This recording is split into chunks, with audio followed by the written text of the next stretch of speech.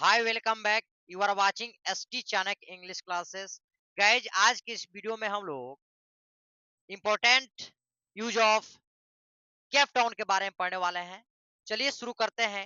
किस तरह के वाक्य में हम केप्ट ऑन का प्रयोग करते हैं। वैसे वाक्य जिसमें प्रधान क्रिया के साथ रहा, रही, रहे इत्यादि शब्द आए रहते हैं, उस तरह के वाक्य में हम केप्ट ऑन का प्रयोग करते हैं।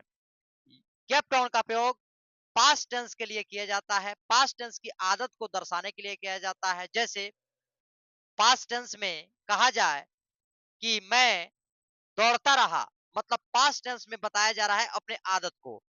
वह सोता रहा, वे लोग खेलते रहे, सीता गीत गाती रही, कोयल गाती रही, श्याम दौड़ता रहा, वे लोग आते रहे। इस तरह के वाक्य में हम सब्जेक्ट के साथ केप्ट ऑन का प्रयोग करते हैं। इसका स्ट्रक्चर होता है subject plus kept on plus main verb four plus object या कॉम्प्लीमेंट। चलिए अब हम ट्रांसलेशन के माध्यम से और स्ट्रक्चर के माध्यम से यूज ऑफ केप्ट ऑन का प्रयोग पढ़ लेते हैं। जैसे वाक्य में दिया है वह हंसता रहा, मतलब इसमें सब्जेक्ट को आदत, पास्ट टेंस में उसकी आदत या हैबिट को या एडिक्शन को बताया जा रहा है कि वह हंसता रहा। पास्ट टेंस की बात कही जा रही है। वे लोग पढ़ते रहे, मैं दौड़ता रहा, शिक्षक पढ़ाते रहे, सीता गीत गाती रही, बच्चा रोता रहा। यह पास्ट हैबिट या पास्ट एडिक्शन के बारे में बताया जा रहा है। वैसे वाक्य जिसमें प्रधान क्रिया के साथ रहा, रही, रहे आता है, उस तरह के वाक्य में हम केप्ट ऑन का प्रयोग करते हैं।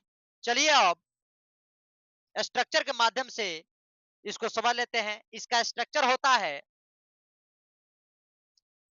Subject plus kept on plus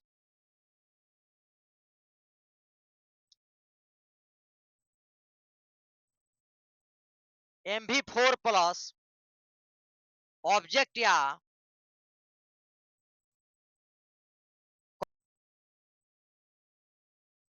structure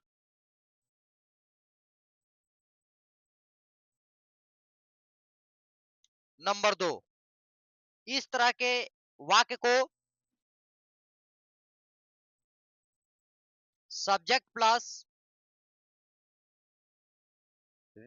went on plus MV4 plus object या कॉम्प्लीमेंट, इस तरह के वाक्य को हम दो नियम के माध्यम से बनाया जाता है। पहला subject plus kept on plus main verb four plus object या कॉम्प्लीमेंट। सेकेंड स्ट्रक्चर होता है इस तरह के वाक्य को बनाने के लिए subject plus went on plus main verb plus object या कॉम्प्लीमेंट। चलिए अब दोनों तरह के यूजेज को हम इस वाक्य में प्रयोग कर इस वाक्य को बना लेते हैं। पहला है वह हंसता रहा।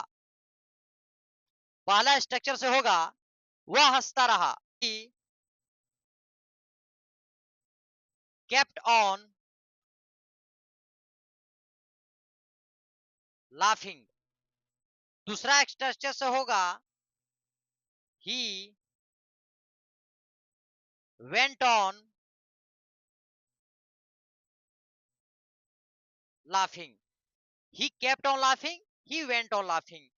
वे पढ़ते रहे, वे लोग पढ़ते रहे। दे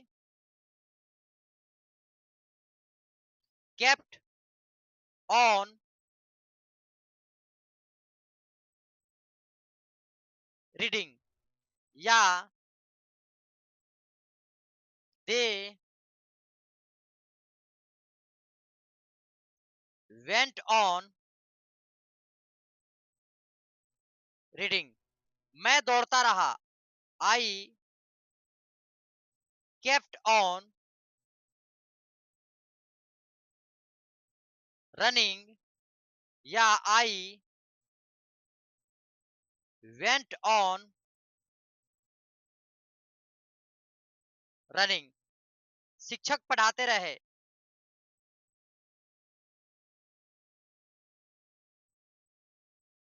द टीचर या द मेंटर, मेंटर भी होता है शिक्षक का।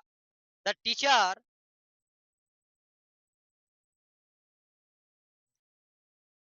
Kept on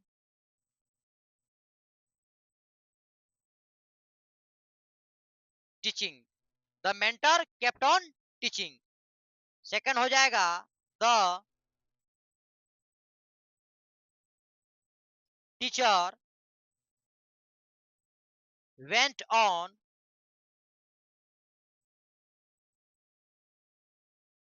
teaching. The teacher kept on teaching. The teacher went on teaching.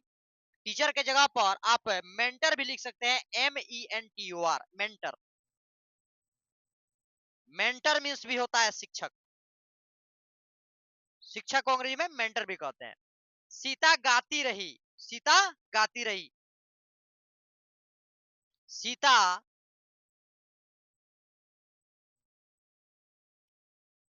Kept on singing. Second हो जाएगा सीता वेंट ऑन सिंगिंग। बच्चा रोता रहा। The child went the child kept on crying.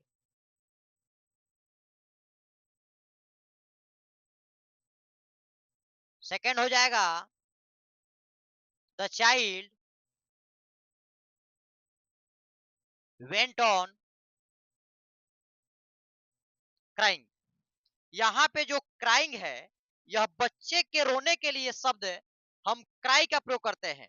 इसका मतलब बच्चे को रोने के लिए यूज किया जाता है क्राई का। और वीप मीन्स रोना होता है। वे बड़े बच्चों के या बड़े वयस्क के रोने के सेंस में हम वहां वीप का प्रयोग करते हैं। तो बच्चे के रोने के लिए हम वर्ड क्राई का प्रयोग करेंगे और बड़ों के रोने का वीप। चलिए, आज हम लोगों ने केप्ट ऑन और वेंट ऑन का प्रयोग सीखा कि किस तरह के वाक्य में हम केप्ट ऑन तथा वेंट ऑन का प्रयोग करते हैं। चलिए, आज इतना ही। फिर मिलते हैं अगले वीडियो में। Thank you so much watching for this video. ज्यादा से ज्यादा लाइक करें, सब्सक्राइब करें और